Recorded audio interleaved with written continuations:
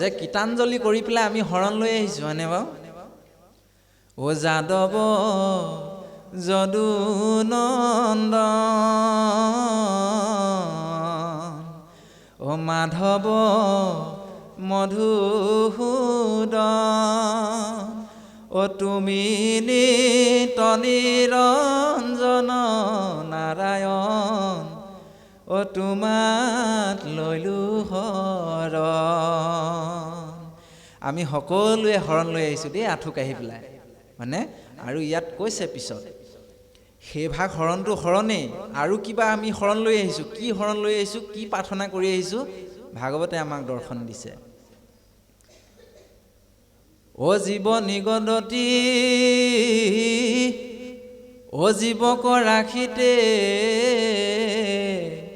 অ যিটো প্ৰভু কৃপাময়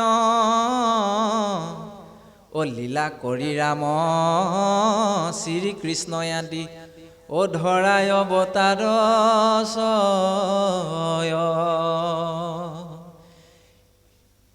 সেই প্ৰভু ভগৱন্ত জীৱক নিগদতি, জীৱ নিগদতি মানে কোৱা, হে ভগৱন্ত জীৱক ৰাখিতে, জীৱবিলাকক উদ্ধাৰৰ কাৰণে, ৰাখিবৰ কাৰণে তুমি বিভিন্ন ধৰণৰ বিভিন্ন সময়ত অৱতাৰ ধাৰণ কৰিছা। অৱ মানে হৰি, তাৰ মানে ধাৰণ কৰা, হয়নে? কেতিয়াবা মাছ কাছো হৈছে, কেতিয়াবা নৰসিংহও হৈছে, আধা মানুহ আধা সিংহ, হয়নে? কেতিয়াবা আধা গাহৰি হৈছে, আধা মানুহ হৈছে, হয়নে? বৰা এইবিলাক কিয় হৈছে? বোলে জীৱক উদ্ধাৰৰ কাৰণে, আমাৰ নিচিনা নিষ্কুলীয়া জীৱবিলাকক উদ্ধাৰৰ কাৰণে লীলা কৰি পেলাই অৱতাৰ ধাৰণ কৰিছে। অ হেহি ভগৱন্তে মই অধমক অ দিলা ইটো দুখ গতি সৰ্বভয় হাৰি তোমাৰ চৰণে অ শৰণ লৈলো সম্প্ৰতি। হে প্ৰভু, হয়নে? অ তোমাৰ চৰণত আমি শৰণ লৈছোঁ। গতিকে সেই ভগৱন্তই আমাক এনেকুৱা দুখগতি দিছে কেলে? তেওঁৰ নাম লোৱা নাই আমি, হয়নে?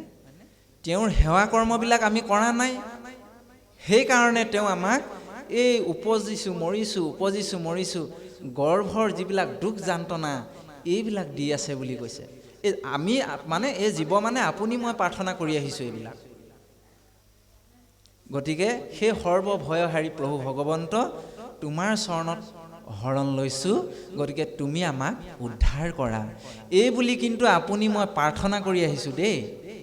আৰু প্ৰাৰ্থনা কৰি আহিলোহে হয়, কিন্তু আপুনি মই পাহৰি গ'লোঁ, হয়নে? জন্ম হোৱাৰ পিছতে পাহৰি থাকিলোঁ নাই বাৰু?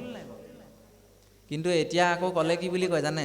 এহে বোলে এইজনে বৰ ধৰ্ম কৰ্ম কথা এইটো বয়সতে, হয়নে বাৰু? মতি গতি কৰিছে।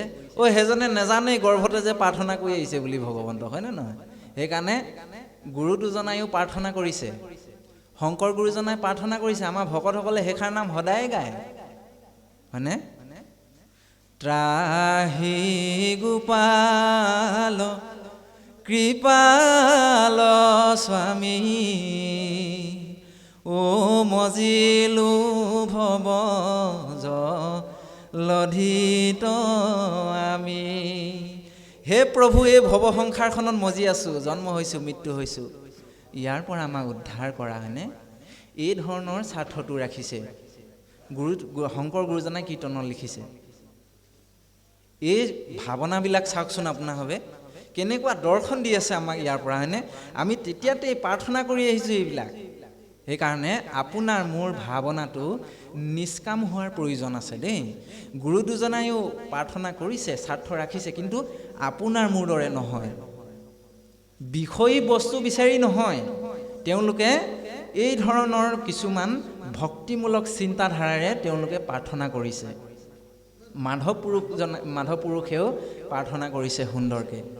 আমি প্ৰতিটো অনুষ্ঠানত গ'লে এই কথাকেইটা কোৱা হয়, কাৰণ ক'ব লাগেই, নক'লে এই কথাখিনি আধৰুৱা হৈ যায়। ও যাদৱ জয় যদুপতি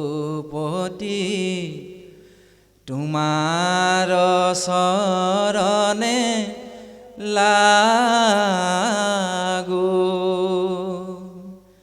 ও যাদৱ জয় যদুপতি তোমাৰ চৰণে লাগো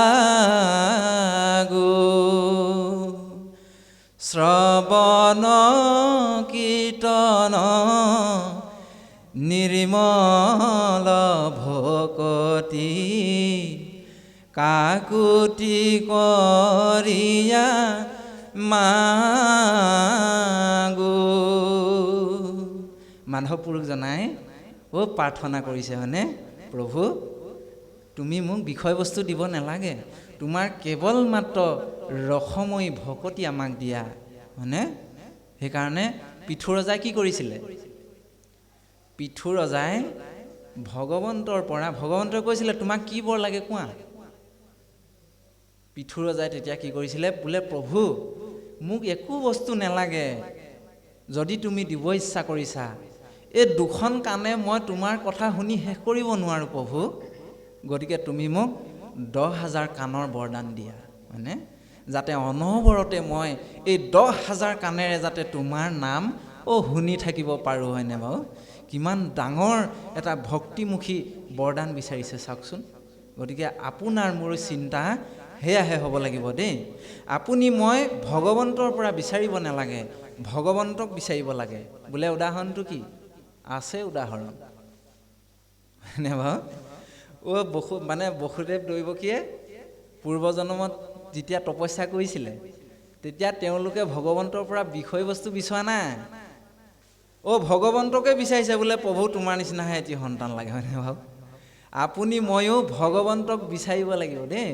ভগৱন্তৰ পৰা বিচাৰিব নালাগে ভগৱন্তৰ পৰা বিচাৰিলে আপুনি মই বিষয়বস্তুহে পাম কিন্তু ভগৱন্তকে যদি আপুনি বিচাৰো বোলে গৃহতে ভগৱন্তক যদি আনি ৰাখিব পাৰো কাকুতি প্ৰাৰ্থনা কৰি তেওঁতো ভকতৰ দাস আপোনালোকে জানেই হয়নে তেতিয়াহ'লে ভগৱন্ত য'ত আছে হয়নে নহয় আৰু তত আৰু কিবা থাকিব লাগে জানো একোৱে থাকিব নালাগে যিজন জগতৰ ঈশ্বৰ সেইজনে বোলে আপোনাৰ গৃহত আছে আৰু তাতকে আৰু অমূল্য সম্পদ আপোনাক কি লাগে হয়নে নহয় সেইকাৰণে আপোনাক মোক কৈছে এনেধৰণৰ নিষ্কাম ভাৱনাৰ দ্বাৰা আপুনি মই আগবাঢ়িব লাগিব এইখিনিতে বৰ সুন্দৰ কথা কৈছে এনেধৰণে আপুনি মই গৰ্ভত থাকোঁতেই ভগৱন্তক প্ৰাৰ্থনা কৰি আহিছোঁ দেই তাৰপিছত ক'লে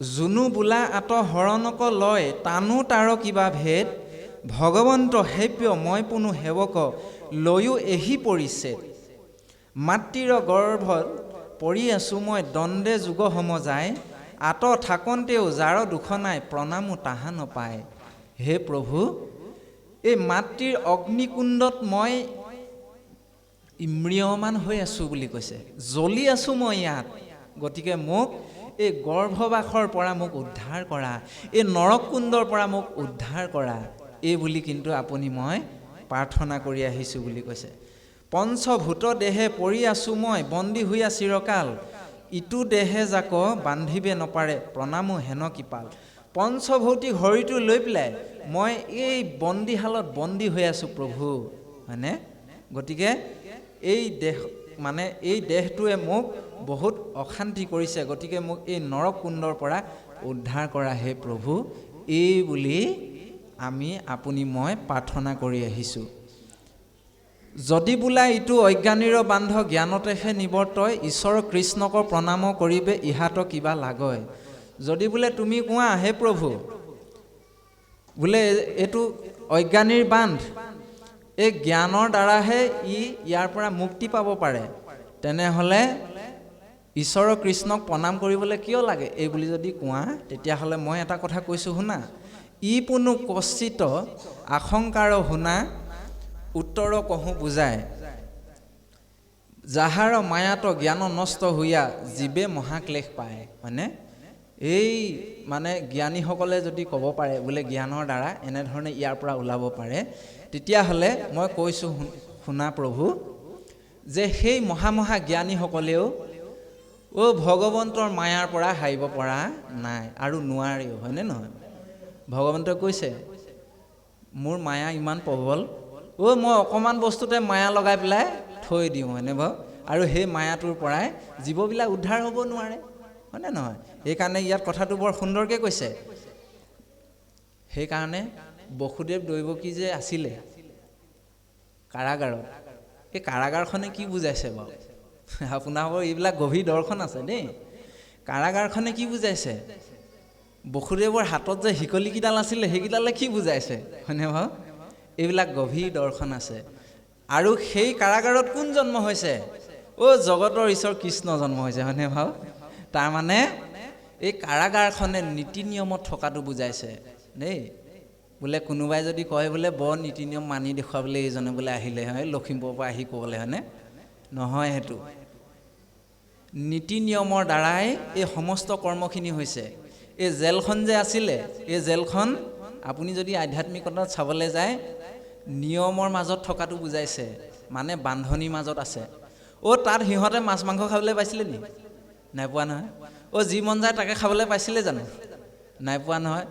কংসই মানে যি দিয়ে তাকে খাই পেলাই জীৱন নিৰ্বাহ কৰি আছিলে তেওঁলোকে, হয়নে? তাৰমানে ইয়াৰ পৰা কি বুজিব পাৰোঁ? আপুনি মই নিয়মত আছোঁ, থাকিব লাগিব দেই। সেইকাৰণে এই গভীৰ দৰ্শনবিলাক দিছে। আৰু নিয়মত থকাৰ কাৰণেই জগতৰ ঈশ্বৰ কৃষ্ণৰ দৰে এটি সন্তান তাত জন্ম হ'বলৈ সক্ষম হৈছে। আৰু অনিয়মত থকাৰ কাৰণে এইফালে কোন জন্ম হ'ল? মোমায়েক কংস, হয়নে নহয়? মোমায়েক কংসৰ জন্ম কাহিনীটো আপোনাৰভাৱে পঢ়িবচোন কেতিয়াবা, তাতে ওলাব এই কথাখিনি। সেইকাৰণে যিকোনো বিষয়ে অনিয়মৰ মাজত যেতিয়া যাবলৈ আৰম্ভ কৰে নহয়, তাত অথন্তৰ ঘটিবই, এইটো কোনো ৰাখিব নোৱাৰে। সেইকাৰণে ইয়াত কৈছে যে সেই ধৰণৰ মহা জ্ঞানীসকলেও মায়াত সাবুদুবু খাবলগীয়া হয়। গতিকে সেই জ্ঞানৰ দ্বাৰা কিন্তু জীৱই এই ক্লেশৰ পৰা উদ্ধাৰ পাব নোৱাৰে। হে প্ৰভু, হেন ঈশ্বৰৰ অনুগ্ৰহ বিনে কমন শক্তি আমাৰ, ইটো জীৱগণে নিজ স্বৰূপক লভিবেক আপোনাৰ।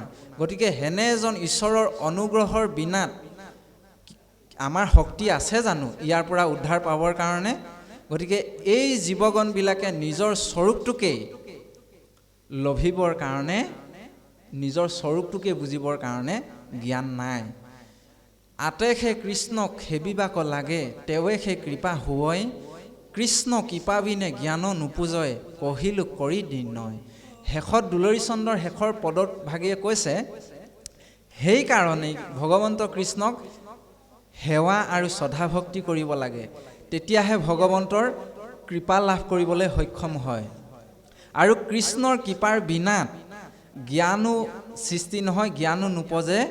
এইটো কথা মই নিশ্চয় কৰি ইয়াত প্ৰকাশ কৰিলোঁ বুলি কৈছে, হয়নে?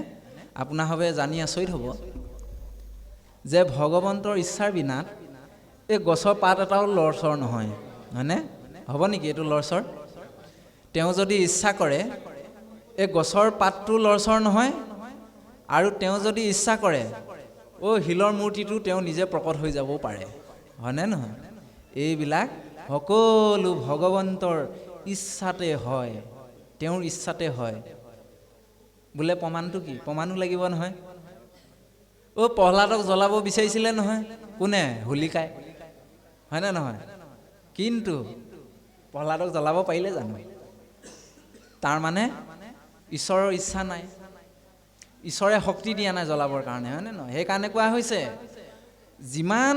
যিমানবিলাক শক্তি আছে এই বিশ্ব ব্ৰহ্মাণ্ডত, সমস্তখিনি শক্তিয়ে হৈছে ভগৱন্তই, হয়নে? আজি এই ব্ৰহ্মাণ্ডত পোহৰৰ মানে শক্তিৰ উৎস কি বাৰু? সূৰ্য। পোহৰৰ শক্তিৰ উৎস সূৰ্য, হয়নে নহয়? সূৰ্যটোৰ পৰা সকলোৱে পোহৰ পায়। ঠিক তেনেকৈ ধৰণে এই জগতৰ যিটো উৎস আছে, শক্তি আছে, সেইটোৱে হৈছে প্ৰভু ভগৱন্ত। তেওঁৰ আজ্ঞা লৈহে সকলোৱে নিজৰ কামবিলাক সুচাৰুৰূপে পালন কৰি আছে, হয়নে? ধুনীয়াকৈ বায়ু দেৱতাই বায়ু দি আছে, অগ্নি দেৱতাই অগ্নি দি আছে, হয়নে?